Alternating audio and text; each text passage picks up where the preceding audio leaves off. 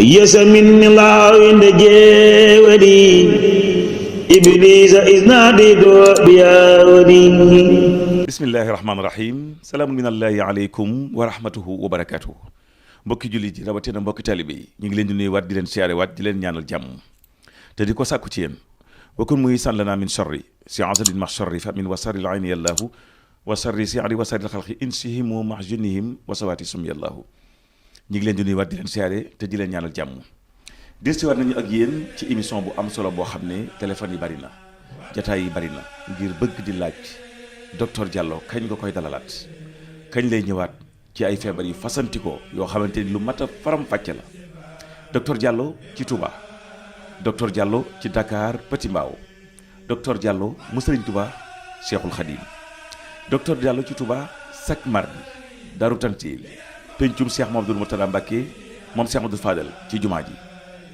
docteur Diallo ci Petit Mbao ci arab bi boo dikkee dugg oto laajteel mango yi foo laajte docteur Diallo ñu ne la barab baa ngi nii docteur Diallo am yéene ji yaatu ci liggéeyal Serigne Touba Cheikhul Khadim loolu nag bokk na ci li tax ma gën a sawar ci jataay ak moom docteur Diallo ma di la nuyu te di la tàggatal ci sa télévision Touba TV télé bi la classique bi di la wax salaamu minallahi aleykum wa rahmatuhu wa barakatuh.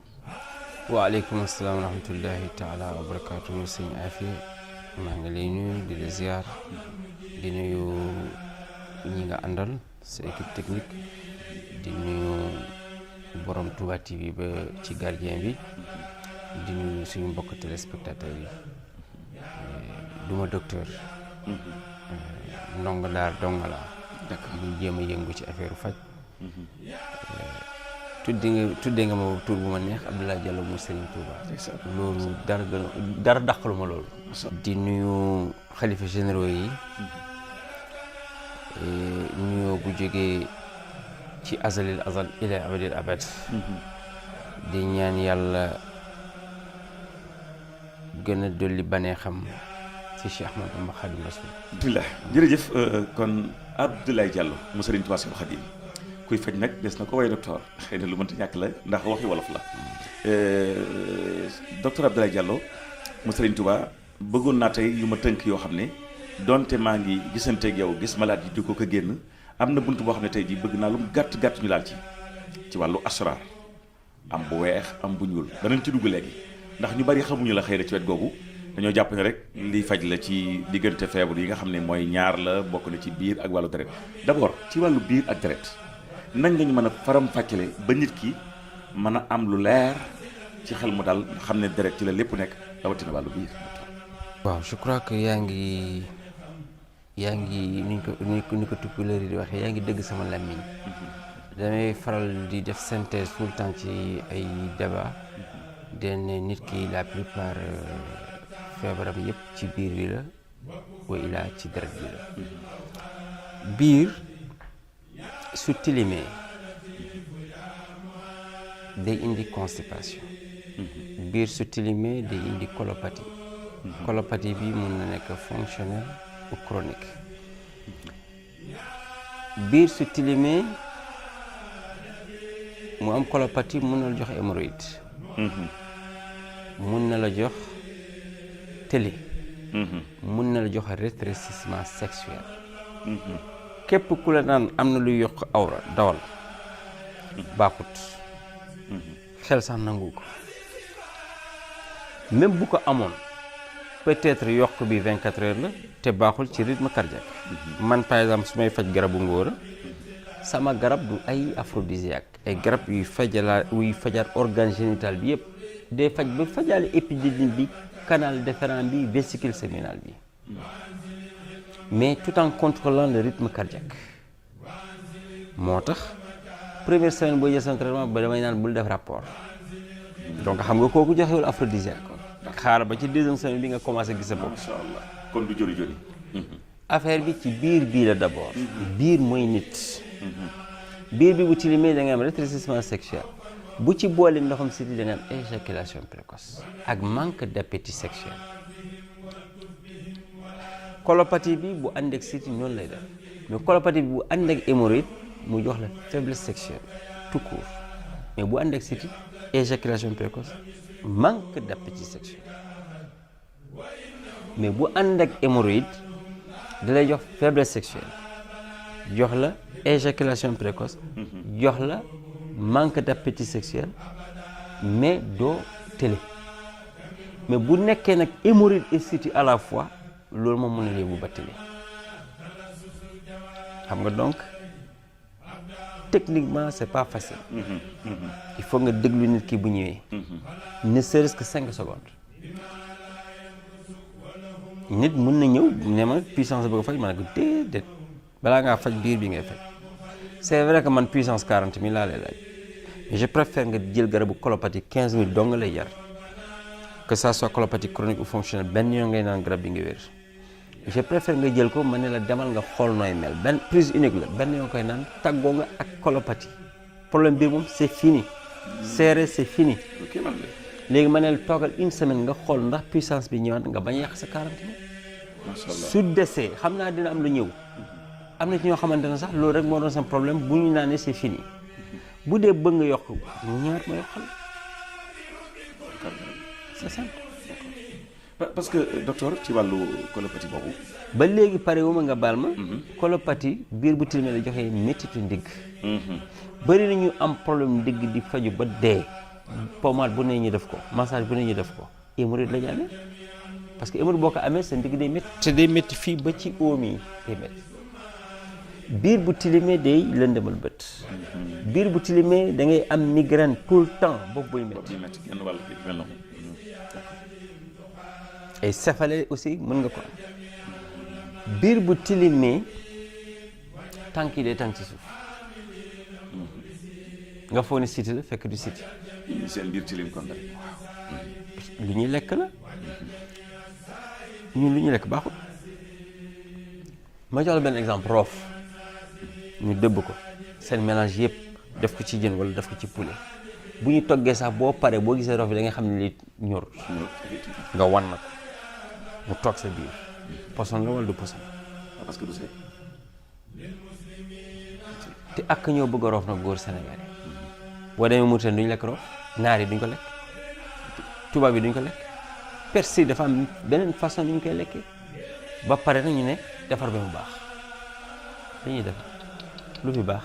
d'accord docteur damay bëgg ñu diggante li ñuy lekk baaxut yabo yi baaxut munoo am siti di lekk jën sakantuma yabo yi naan doo am allergie nga naan yaram bi du xasan heure yi di génn c'est forcé ku am siti sax du lekk gerte est-ce que xam nga gerte poisson la ci ku am siti te siti bi da lay jox envie lekk gerte tout le temps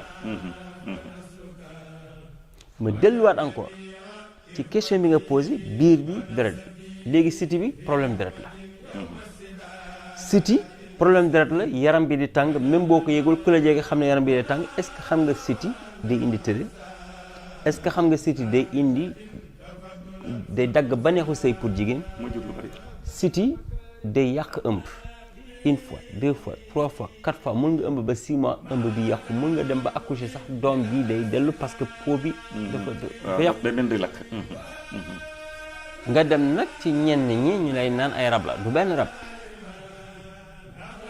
siti day yàq ma néew góor moo tax spermogramme bu ko gars yi defee boo defee spermogramme nga gis nga am azoospermie wala asténospermie wala oligospermie wala téranospermie wala nécrospermie wala hypospermie wala hyperspermie parce que siti mu ngi foofu boo gisee tubaab yi mënuñ ko faj c'est parce que ñoom xamuñu siti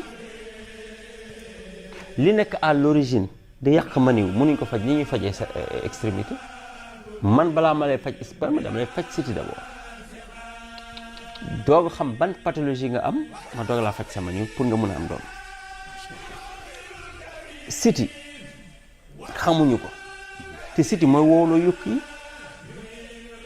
yukk bu woowee mu am arthrose fii di metti mbagg yi fépp fu am articulation di metti nga gis sax ñuy dox seen yax yi di laalante arthrose ñëw na voilà pourquoi tubaab yi mënuñu faj arthrose pourquoi parce que xamuñu li siti il faut nga faj siti bi ba pare doo nga faj arthrose man ni may faj arthrose c'est comme ça faj siti d'abord après nga faj arthrose 3 mois mois bu nekk 40 000 biir boobu la ñu doon wax boo amee constipation aiguë bul yëkkati lu diis bul yëkkati sax gaz yow mi jigéen wala yow mi góor yow mi jigéen bul yëkkati siwo ndox comme ni ngeen di ménager di jël ay siwo 10 litres wala bul dem teen di rooti di lay jox lu ñuy wax hernie discale L4 L5 L3 L2 C1 xaw ma C2 C3 C4 C5 yëpp ci constipation bii lay jógee qu'ils me disent que xam nañu origine bi man wax naa ko fii tey et j'assume man nag fajkat la et quelque chose mayum Serigne Touba dama ñaan yàlla lu Serigne Touba amul soxlu ma ko bu mu ñëw ci man ma ñaan yàlla képp kuy ñëw ci man nga dul wér yàlla bu ñu gisee duma leen ne yàlla boo ñëw sama kër parce que bu ma ñaanee loolu ñaan bu bon la mun nga accidenté yàlla bu ñuy jëflante boobu am na ñoo xamante dañ ñëw sama kanam rek ma gëdd la ñuy ñibbi parce que dañ dul wér ñaan bu nangu la wala boo ne par exemple am na ñoo xamante ne biñ ma njëkkee dëgg comme dañoo yàgg dëgg parce que fajkat damay naan fajkat amul fenkat yi ñëw ëpp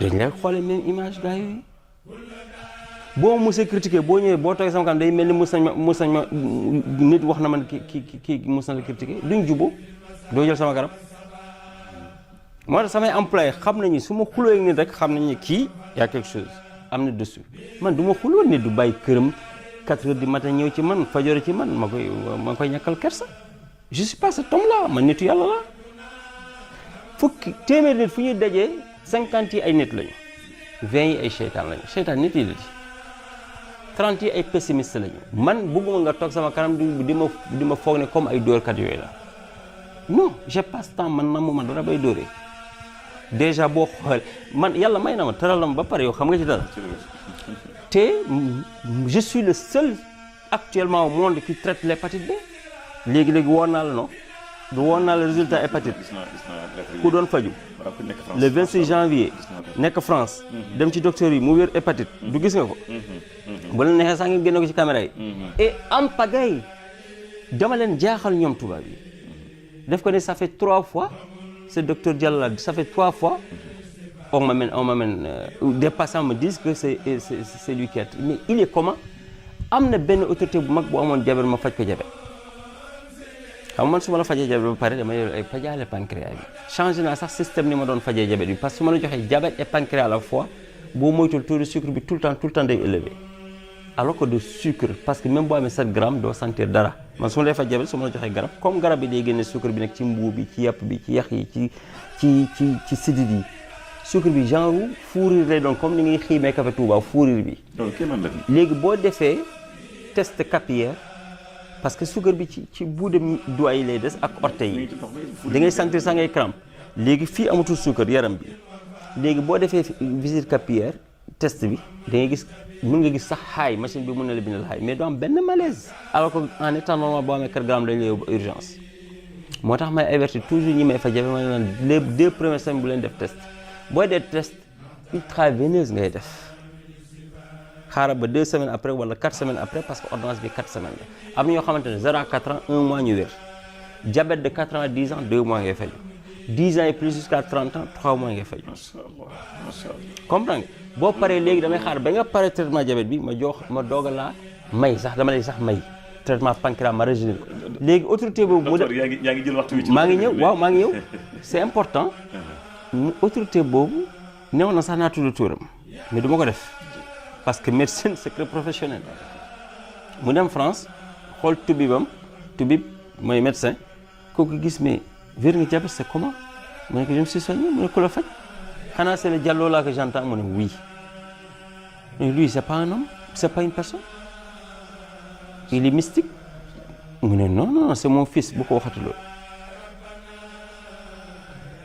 mu ne mu génne YouTube mu ne xoolal kanamam yi fii ak fii ay yëpp nuroowul nga naan kii n'est pas mystique et toutes ces vidéos là il les a faites entre le mois de mai et le mois d'octobre parce que mois d'octobre la woon tey ñu ngi ci fin janvier comprends nga mu ne ko xaaral ma xool ndax garabam yàquñu sa rein foofu laa xam ne garab bi may faje pancréas am na lu muy def ci rein day fajaale rein mais j'ai jamais annoncé ça parce que àgguma fa mu ne ko mais tu as les reins d'un enfant de 10 ans man dama gëm sama bopp ginnaaw bi ma gëmee alxuraan bii xasida Sëñ Tuubaa yi sama bopp laa ci teg de d'accord te dama gëm li may def te dama xam ne lii may yàlla la d'accord xam naa damay njëkkante ndeysaan ndax xam naa yow li ma wax soxla woon rek mooy 1 heure de temps 1 heure 30 xam naa loolu la ñu waroon def xam naa du ñàkk dana am bis parce que 30 minutes dafa gàtt wàllu colopathie dañu cee dugg léegi mais colopathie bi mais li ma ci jaaxal mooy léeg-léeg mag dana ñëw di faju ci dara colopathie mu dem ba xaw a tane jàpp na wér na ne la damaa bëggul ñu dem ci leneen dafa li ma tànk yi yow it nga am ak diib lu waral diib boobu maanaam mel ni ko xaw a bañ loolu déedéet am na lu tax boo ñëwee ci man en moins d'une semaine nga ne ma dama bëgg a dolli garab yi dama ne non parce que garab yi day génne lépp lu newoon ci biir bi yow ci sa bopp gis nga ni biir bi dawee du daw yu bon yooyu non boo ko jëlee par exemple heure bi timis balaa 2 heures du matin c'est fini 3-4 fois rek ngay dem douche mais da ngay kontaan sa ñaafi da ngay am soulagement da ngay sawar da ngay nelaw da ngay am appétit da ngay xam ne parce que am na fooy àgg da ngay fon dañu la liggéey fekk biir bi la rek colopathie bi la rek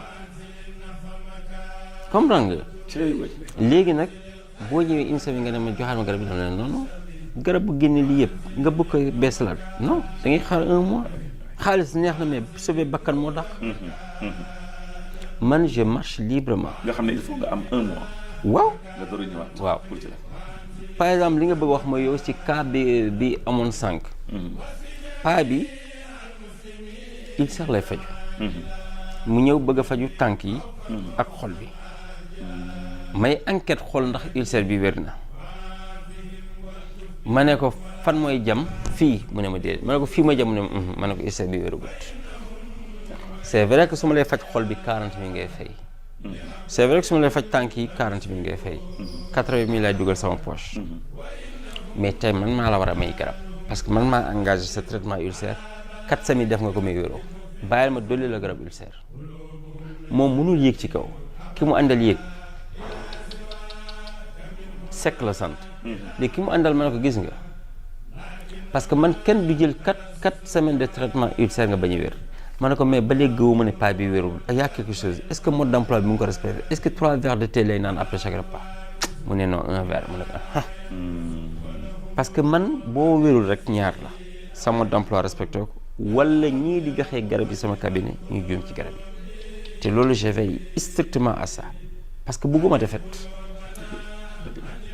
déjà man li ma gëm Sëñ Touba bàyyi li ma nekkoon nag Sëñ Touba façon saaga bu ne maa ngi koy dégg faalewu ma leen nag man kay boo ma saaga ngir Sëñ Touba alhamdulilahi rabbil alamin yàlla na yàgg sax yàlla na saaga yi yàgg yàlla na parce que xam naa dañ may saaga ñuy gën a dem ci suuf man may dem ci kaw nañ ma continuer saaga yàlla bu dee ngir Sëñ Touba rek lañ may saaga yàlla nañ ma rey sax ngir Sëñ Touba yàlla leen dëpp man loolu yëngu na ma sax waaye docteur d'accord mën ngaa am lu ne nag ndax nanga ku am ku kenn mësta am mën ngaa gis ku ne loolu tam xam naa ne mënta ñàkk waaye nag comme que accepté nga lii nga xam ne mooy donte saaga la donte leneen loolu ngay xam ne dem ba nangu na ku dikk nag day mel ni sëñ bi ko yebal mënta ñàkk nga dimbali ko te loolu la ñuy ñaan yàlla kon ñi ngi massaw itam ñi nga xam ne ñi ngi ñëw ñoom ñëpp bu ndikkee rek nañ gën a comprendre gën a dal tey bàyyi xel liñ leen di jox ci garab gi niñ ko war a jëfandikoo nañ ko jëfandikoo noonu parce que lépp lu ci manqué rek day nekk lu xaw a doy waar ci moom dina ko xam ndax itam ci wàllu asraar lu mat a bàyyi xel la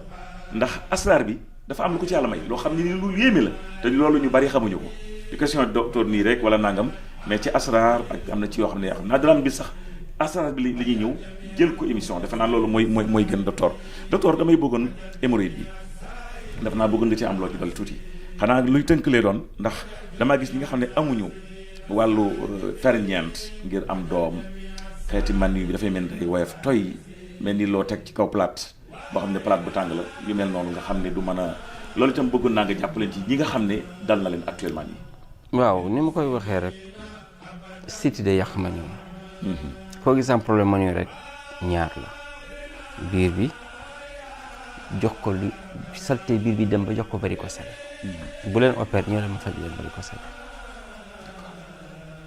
ñu bañ a opéré boo opéré sax du wér ñëwal rek ma faj la même ñi am fibrome dañu opéré ñëwaat opéré ñëwaat Diallo rek. ndeysaan ñëw la rek ma boo ñëwee ci Diallo mu jàll. kyste noonu laa koy fajee ci kattan suñu borom. mënuma wéral nag ban faj laa yor yàlla mooy wér bi mënuma dara xaw ma dara te ñaanaati naa yàlla encore képp ku dul wér yàlla bu ñu jàkk yàlla bu ñuy jëflante. infection mënuñ ko médecine moderne mënuñ ko. infection ci question yi la bokk. man ci 4 semaines ma faj ko.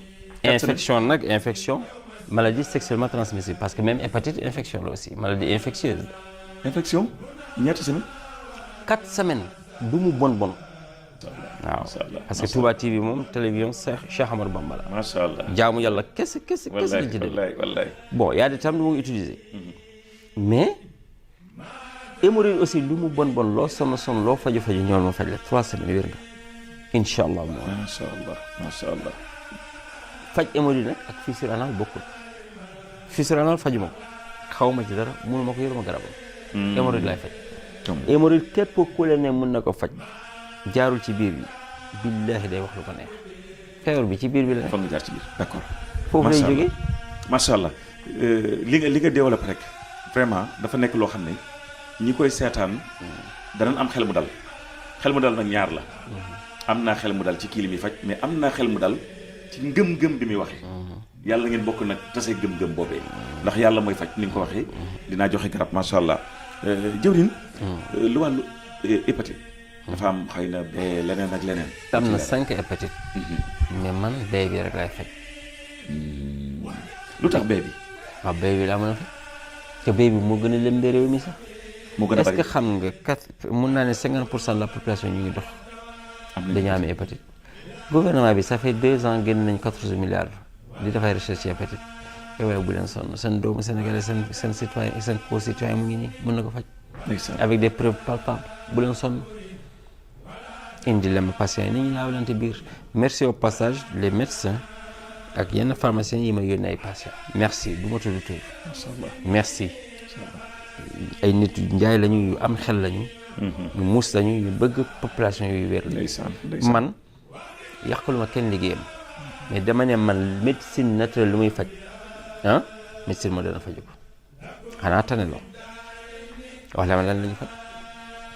day tane rek affaire test moom ñooñu ci ëpp ñooñu ci mën. rajo scanner yooyu moom ñooñu ci mën. man sax par exemple boobu ne ba di ngay faju fibrome damay naan dama indil ma échographie bi ma xool diamètre bi ñaata la ma xam ne mu lay fajee. d'accord ngir mën cee sukkandiku. eh bien oui. il y a des choses man je les maîtrise pas il faut ma basé wu. même su ma la fajee sperme il faut nga dem def analyse ñu xool. baax na même su ma lay faj hépatite 6 mois su ma la traité. boo wéree il faut nga dem defal ma test. ma xam ndax virus hépatite bi c'est détecté ou c'est pas détecté. ADN bi ndax dañu wala dajul. man mënu ma ko xam. avant j'ai traité l'hépatite B en 6 mois maintenant c'est 8 mois xam nga lu tax du gis nga sànq ki wéroon hépatite ma koy def message. ma ne ko dolli yeneen 2 mois. am na lu tax. parce que xol bi ak foie bi dafa am deret bu ñuy génnee bu ñuy extraire chaque 45 jours. léegi bu fekkee ne sang boobu c'était infecté bu duggaatee ci yaram bi day infecté. day jëlaat lépp. moo tax muy dolli 2 mois. nga dolli ba 2 mois. gis nga lépp yàlla la. te loolu daa woo ko def. lépp non. loolu xanaa yenk wala. ci mbaaxu Sëñ Tuubaa. am na lu la yenk. xoolal ndeysaan. gal bu kabet. cœur 132. kabet 26. 26 132. mu jox la 158. 158 mooy la. Allahu Muhammad. Allahu Muhammad. Jamais Dieu sans Muhammad. Cœur. Jamais cœur sans foi. N'est-ce pas? gal bu 132. c'est 66 plus 66. loolu mooy dindi lépp lu nekkuloon yàlla ci yow. yàlla ñëw toog place am. xoolal 66 ñëw fekk 66 ça fait 130. ñu ne yàlla mu ngi 7e ciel. toog ci benn arche ñu ne 6666 poteaux. dans le cœur il y a 6666 vers. le Coran il y a 6666 versets. ci xàgg gi boobu la toog. 7e ciel la nekk. premier ciel ñu ne Adam moo fa nekk parce que suuf mooy premier ciel. Adam vient de la terre. 2e ciel Jésus moo fa nekk. parce que Jésus c'est un esprit. donc l'esprit est en haut. 2e ciel. sa gauche mooy 3e ciel. sa droite mooy 4e ciel. devant toi 5e ciel. derrière toi 6e ciel. au milieu de toi 7e ciel. au milieu de toi foofu la cœur bi nekk foofu la yàlla di nekk. Allahu Muhammad 150. boo ne iyyaka na'budu c'est 158. 158 à 158. boo defee léegi 158 1 et 5 6 6 8 14 mu jox na di 1 2. 3 4 5. 6 7 8. 9 10 11. 12 13 14.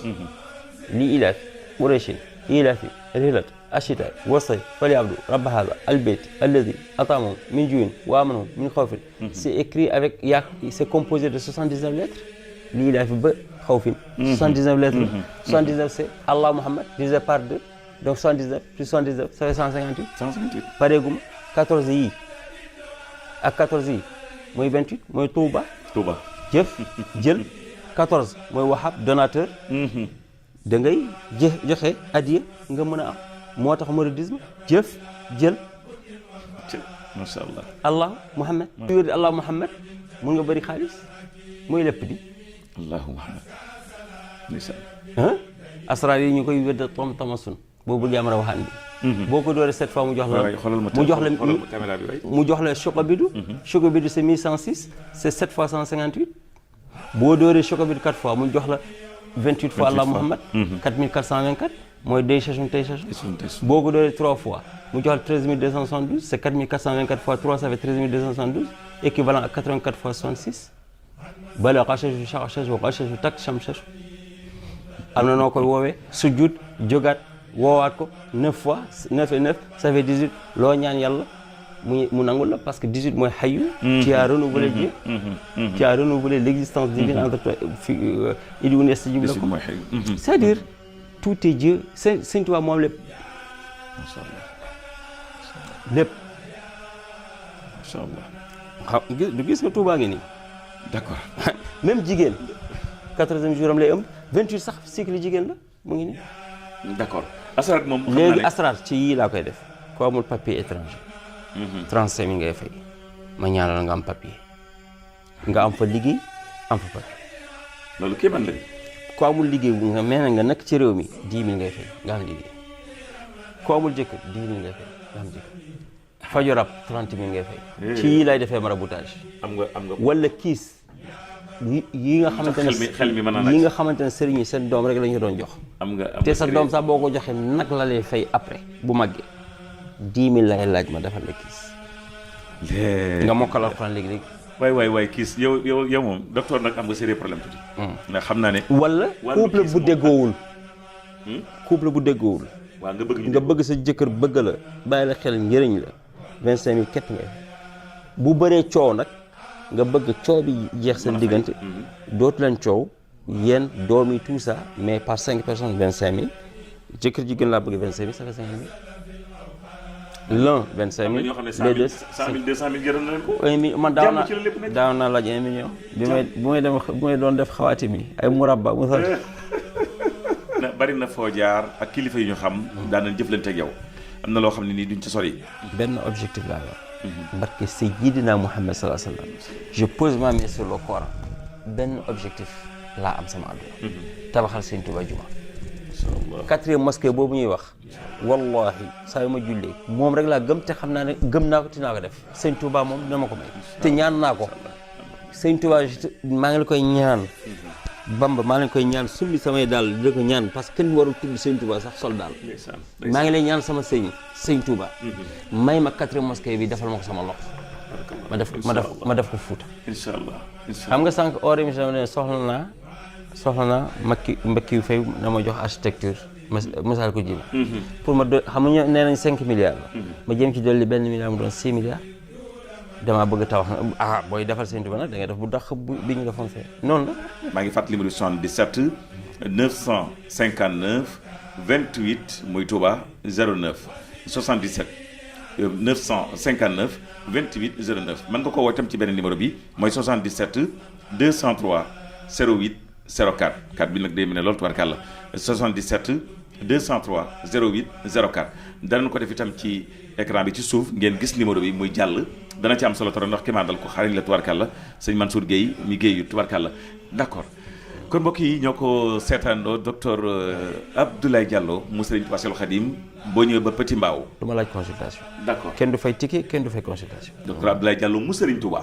loolu itam en plus lu ci am solo la ndax boo ñëwee bala ngaa gis ca mango yi rek ci ñetteelu du daan bi boo ñëwee da nga gis docteur barabam mi ngi foofu ci Petit Mbao yàlla na yàlla gën a barkeel. bu dee chaque mardi nag na ngeen dem Touba fekk ko Daaru Tanzil jumaay Serigne Cheikh Mamadou Mourtada Mbacké moom Cheikh Mamadou Fadal boo dikkee foofu rek moo xam bu dee 9h la fa fekkee balaa 10h fa lay nekk ñaari ba julli tisbaar ba ñëpp jeex même bu bari day bàyyi ba ñëpp jeex mu door a wëlbati quoi. ñu ngi leen nuyuwaat di leen siyaare di leen ñaanal jàmm beneen numéro incha allah ak docteur Abdoulaye Diallo mu Serigne Touba Cheikhoul Khadim wasalaamualeykum wa rahmatullahi taala wa barakaatu. أيس من الله عند جاودي إبليس إذ ناديت بيا ودي نفع لغير الله قبل في الدري بيا لبدر الوزود كدري نفع لغير الله في الذكر كل أسن لي جر مكر